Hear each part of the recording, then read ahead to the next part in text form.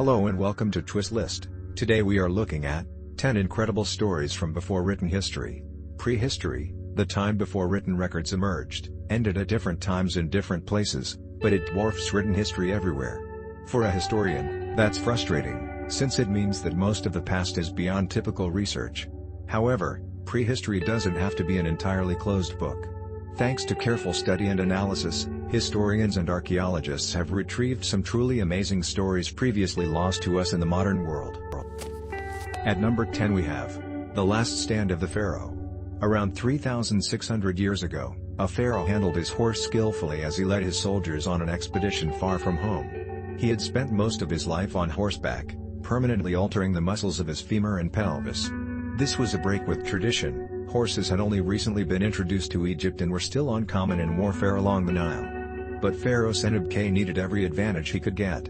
The mighty empire of ancient Egypt had broken apart as the invading Hyksos took over the northern part of the country, leaving Sennacherib, the self-declared ruler of Upper and Lower Egypt, confined to a rump state around Abydos. Threatened by the Hyksos, Egyptian rivals in Thebes, and at least one major Nubian invasion, the pharaoh had spent most of his life at war. Around 1600 BC, Sennacherib was riding out against his enemies when he found himself under attack. He must have fought back. Tissue recovered from a related mummy revealed a muscular man who built strength by performing repetitive arm motions, probably in the form of combat drills, demonstrating that the Abydos pharaohs were trained to be warriors. The position of Sennacherib's wounds indicate that he fought on horseback, giving him a substantial advantage as he slashed down at his enemies. However, he was surrounded by multiple assailants who stabbed him repeatedly in the knees, hands, and lower back. A powerful cut almost severed his foot entirely. Then he was pulled down. An enemy soldier stepped forward, hefting one of the curved battle axes common in Egypt at the time. He delivered 3 massive blows to the pharaoh's head. Sennacherib's body wasn't mummified for several weeks, indicating that he died a long way from Abydos. His people may also have had trouble recovering his body.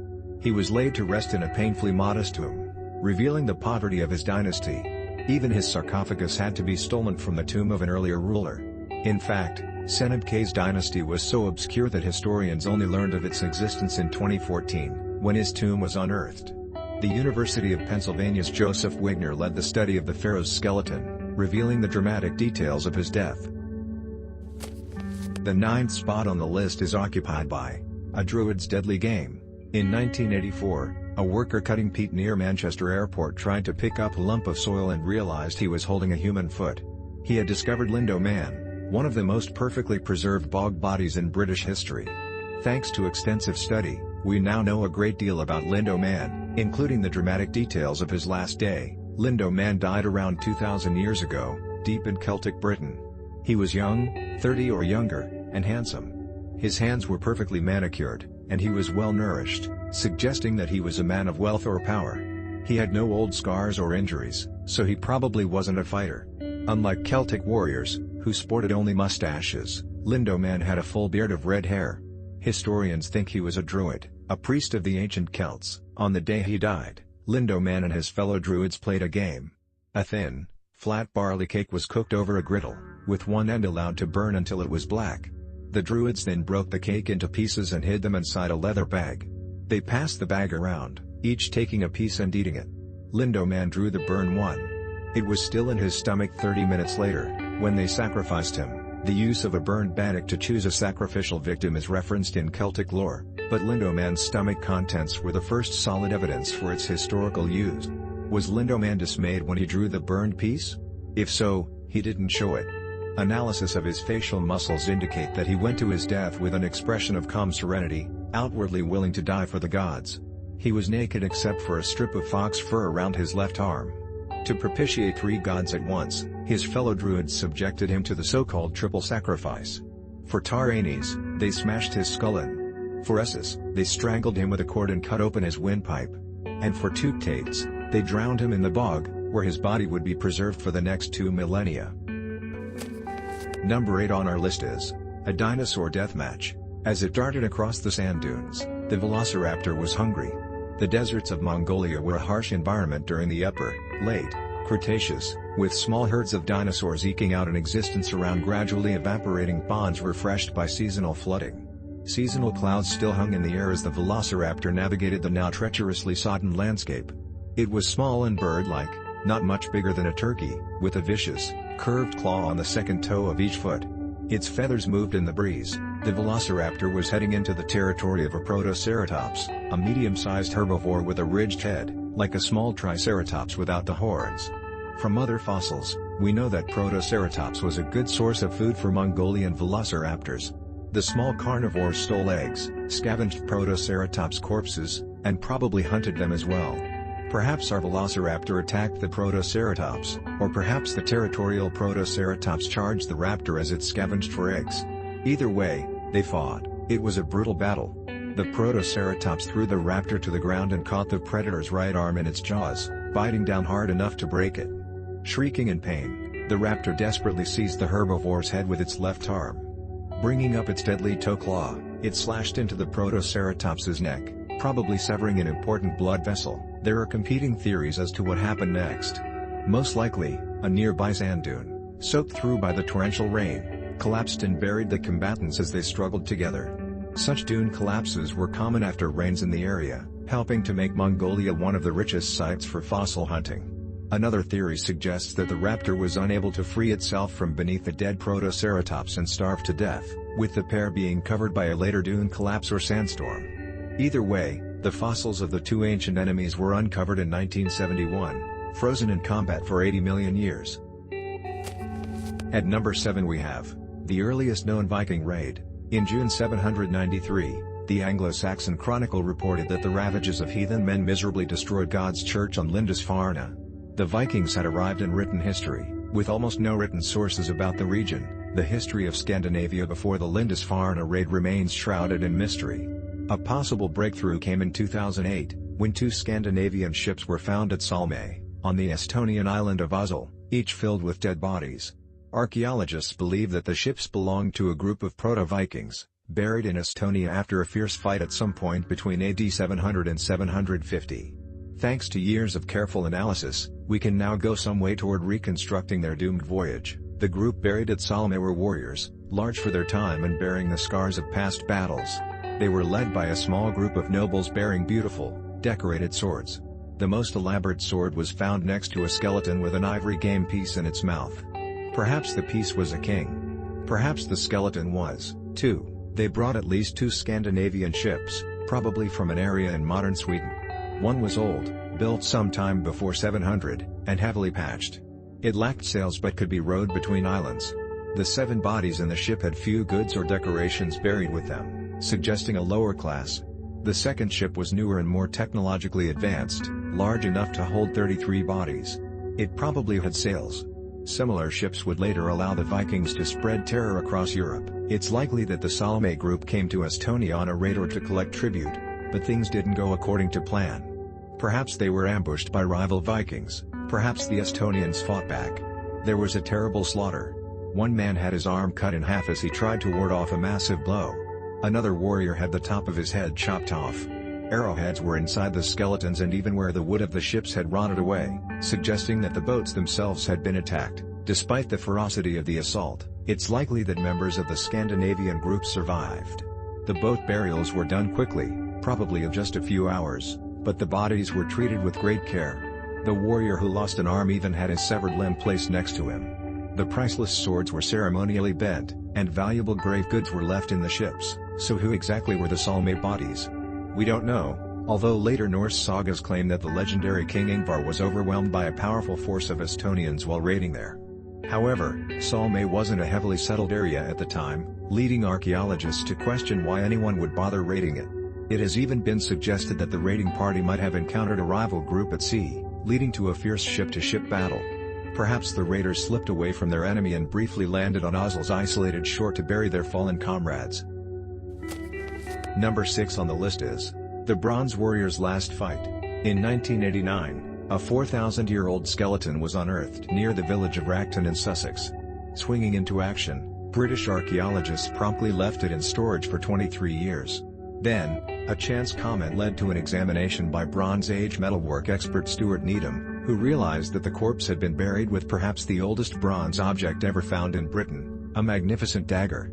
With research funding secured, we now know a great deal more about the dagger and the dramatic death of its owner. Racton Man, as he was soon dubbed, was around 1.8 meters, 6 feet, tall, making him a giant for his time.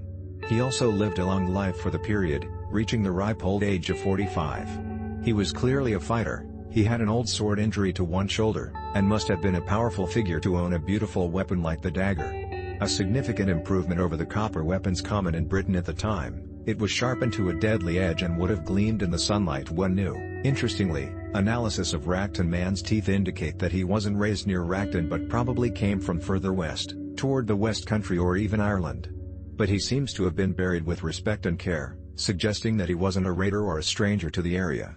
We know so little about Bronze Age Britain that it's impossible to say why Racton Man might have traveled from his home or what adventures he might have had along the way. Certainly, his age was beginning to catch up with him. His bones show signs of spinal degeneration and arthritis, and he seems to have had a chronic back problem. Perhaps his age betrayed the old fighter when faced with a younger opponent. In any case, Racton Man seems to have died in combat. There are clear signs of a brutal cut to his upper right arm, probably sustained when he raised his hand to try to deflect a blade. This wound shows no signs of healing, indicating that it happened immediately before his death. The same blow might have severed an artery in his armpit, although it's hard to be sure from the surviving remains.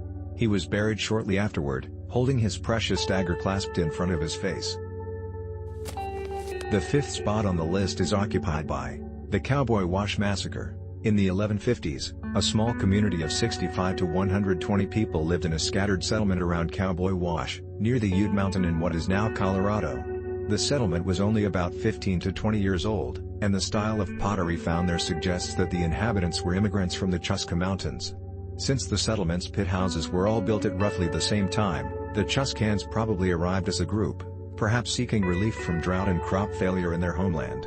Less than a generation later, something terrible happened at Cowboy, Washington. Archaeologists excavating the site found bones everywhere, all bearing the marks of cutting tools and careful butchering.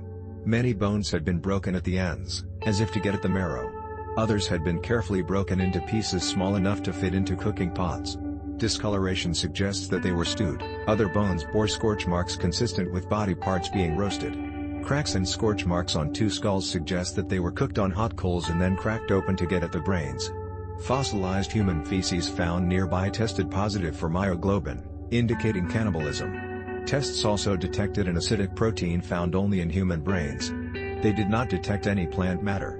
A cooking vessel found at the site also tested positive for myoglobin. Human blood was detected on stone cutting tools left in the houses. Since the deaths coincided with one of the most devastating droughts in the history of the southwestern U.S., it was initially speculated that hunger had driven the Canyon Wash people to eat the dead. But hunger-induced cannibalism doesn't fit with the terrifying intensity of the Cowboy Wash cannibalism. All of the bodies were apparently cooked and eaten in only a day or two, requiring the hearths to be cleared of ash several times. The eaters of the dead even crudely expanded one hearth so that more meat could be packed in. The skulls were mutilated far more than would be required for consumption. Was the settlement attacked by unknown raiders? Valuables were left lying around, suggesting that profit couldn't have been the motive. The settlement was abandoned immediately after the murders, suggesting that the Cowboy Wash people either all died or felt unable to retrieve their belongings before fleeing. Archaeologist Brian Billman, who excavated the site, has observed that the Cowboy Wash tragedy wasn't an isolated incident. Instead, it was part of a wave of terroristic violence that swept across the region between 1150 and 1175. The attacks wiped out entire settlements, leaving only mutilated remains. Yet before 1150, the Pueblo peoples of the Southwest lived a remarkably peaceful existence, with violence almost unknown. There are a number of theories to explain the attacks, including an unsubstantiated suggestion that a group of Toltec cultists had brought their violent religion north from Mesoamerica. For his part, Billman notes that tree cores show that the Great Drought of the 1100s was beyond anything the Pueblo people had experienced. Life in the region had always been hard, but the many Pueblo groups had survived thanks to a strong tradition of generosity, which encouraged communities to help each other out. But as the Great Drought wore on, prompting waves of migration like the one that brought the Chuska to Cowboy Wash, these bonds were stretched to the breaking point. As Billman put it, what happened when things fell apart? Number 4 on the list is the dark side of the sun god. Dubbed the first individual in human history, Akhenaten is well known as the pharaoh who briefly abandoned Egypt's traditional polytheism, elevating the sun god Aten above all other gods and making him the focus of all state religion. Together with his powerful wife, Nefertiti, Akhenaten oversaw sweeping changes in Egyptian art and architecture, climaxing in the building of a new capital at Amarna, dedicated to the worship of Aten. To make sure it would be free of the old gods, Akhenaten ordered it built in the middle of the desert. But enough about the pharaoh. What about the ordinary people who actually built Amarna? If you believe Akhenaten's propaganda, their lives must have been great. The tombs of Amarna are covered with carvings of abundant food offerings to Aten. However, studies of human remains by archaeologist Gretchen Dabbs tell a different story. The ordinary people of Amarna were noticeably malnourished and had a high mortality rate for the time. Scurvy was shockingly common. A third of adults had spinal trauma, most commonly compression fractures, and almost half had degenerative joint disease, indicating the brutal toll of building a desert city from scratch in a short period. Protesting the conditions probably wasn't a great idea, given the brutal punishments that the government liked to dole out. At least 5 skeletons in Amarna's cemetery for commoners exhibit multiple stab wounds to their shoulder blades. This gels with a wall inscription announcing a punishment of 100 lashes and 5 wounds for stealing hides. A stab to the shoulder blades would be extremely painful but not debilitating, allowing punished workers to get back to their jobs in no time. Such was the unspoken reality of Akhenaten's new religion. At the third place we have burying a Shaymin. In the 1960s, Soviet archaeologists were excavating a Siberian burial site known as Iceman on the edge of the Arctic Circle when they uncovered a magnificent wooden mask, complete with staring eyes carved from bone. Recognizing the face from their own mythology, the local Yupik working on the dig almost refused to go on, believing it would bring terrible misfortune to disturb the grave of a Shaymin. Lead archaeologist D.A. Sergeyev declared that he would take on the consequences himself and pressed on, excavating one of the most remarkable graves of the old burying culture, which thrived in the area some 2,000 years ago. The Shaymin died during the summer, when the Arctic permafrost had somewhat thawed. She was old, around 40 to 50 years, and probably passed away from natural causes. Her people hacked a deep grave into the soil, lining the floor with planks. The Shaymin was placed in the center with her ceremonial mask at her knees and surrounded by curved whale bones planted upright in the ground. The whale bones were also used to support a roof, which was lowered into place and then carefully covered with dirt, boasting the power to communicate with the spirit world. The Shaymin must have been a particularly powerful woman, since the grave was packed full of objects precious to the old bearing people. Many were tools typically used by men, and the sheer number suggests that the Shaymin couldn't have owned them all in her lifetime. Instead, people probably came to offer their valuables for burial with the holy woman. Despite its remote location, Iceman was likely the center of a thriving trade in iron objects, so precious to the bearing people that the Shaymin was buried with walrus ivory carved into the shape of an iron chain. At some point, water seeped into her grave and then froze, helping to preserve the Shaymin and her priceless mask for the next 2 millennia. At the second spot is the true story of the Iceman's death. Ötzi the Iceman is perhaps the most famous prehistoric body ever found. Perfectly preserved in an alpine glacier, the Iceman has provided us with an incredible glimpse into life in the region 5,300 years ago. We even know his health problems, Lyme disease, tooth decay, gallstones, and arsenic poisoning from working with copper. As it turned out, Ötzi didn't have to worry about any of those, since he died in a violent confrontation involving an arrow to the shoulder and a blow to the head. Until recently, archaeologists suspected that his death had followed a daring chase through the mountains, with Ötzi killing 2 of his pursuers before being hunted down, exhausted and starving, and brutally murdered. As it turns out, things didn't go down quite like that. A breakthrough came when scientists realized that what they thought was Ötzi's empty stomach was actually part of his colon. His real stomach had been pushed upward under his ribs while he was in the ice. It was packed full of ibex meat, indicating that Ötzi had eaten a large meal not more than an hour before his death. Clearly, the Iceman wasn't in the middle of a dramatic chase if he decided to sit down and stuff himself full of venison. Further evidence came in 2015, when scientists used nanotechnology to detect a blood-clotting protein called fibrin on Ötzi's arrow wound. Since fibrin vanishes quickly in a working body, its presence proves that Ötzi died very quickly after being shot, contrary to earlier theories that he survived the arrow wound for days. With the new evidence, we can now safely discard the chase theory of the Iceman's death. Instead, it seems that Ötzi felt safe in the mountains and sat down for a leisurely meal.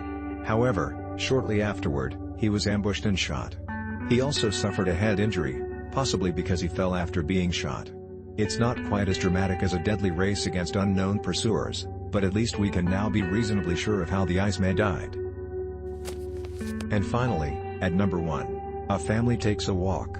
Roughly 850,000 years ago, a small group of early humans walked along the mud flats beside an ancient river in what is now Norfolk, England. They were probably a family group, consisting of 1 or 2 adult men, 2 or 3 adult women or teenagers, and at least 3 young children. They were in no rush, meandering about as they collected shellfish, crabs, and seaweed from the riverbank. The group lived in a period where Ice Age conditions had temporarily abated, and the river valley was lush with greenery. Mammoths and early rhinoceroses grazed nearby, and the group must have been careful to steer clear of the hippos basking in the shallows. There were also hyenas, lions, and great saber-toothed cats lurking around, but the group didn't appear to have felt particularly threatened near the river. For safety, they probably made their home on one of the islands in the estuary, wading ashore at low tide. They didn't know how to make fire but had primitive flint knives and scrapers. Since winters could get cold, they might have worn clothes, and the scrapers suggest that they had at least some ability to work hides. The group's walk beside the river was discovered in 2013, when coastal erosion revealed their footprints near the modern village of Happisburg. Sadly, they were destroyed by the tides in only a few weeks, but archaeologists, working at breakneck speed, were able to collect casts and 3D images before that happened. Analysis revealed that the footprints were the oldest found outside Africa. Since the 2 older African finds are far less extensive, the Happisburg footprints might be the best insight into the daily lives of our most ancient ancestors. Thanks for watching. If you enjoyed this video and would like to see more, then please hit the subscribe button.